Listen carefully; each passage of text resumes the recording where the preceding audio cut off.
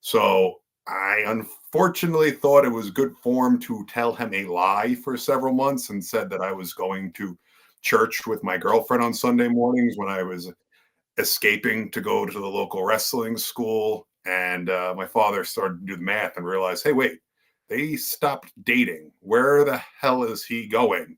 So, in perfect cop form, trailed me from a distance, followed me all the way from our house in Rockville Center to this little rinky-dink shack that we were training in over in Hicksville.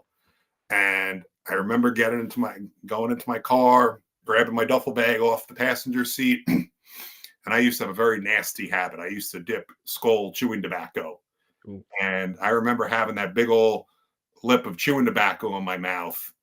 And I got out of the car and I closed my door.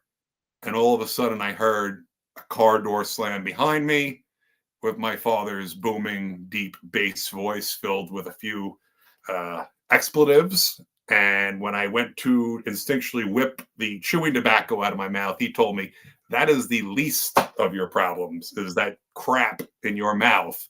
He said, what are you doing? And it was just like, you couldn't have written it better.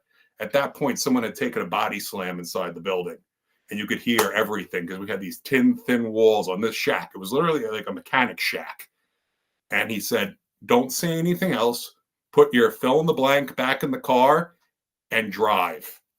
And I said to him, well, I'm 18. I can do what I want. And he said, well, that's great. That also means you can move out of my house.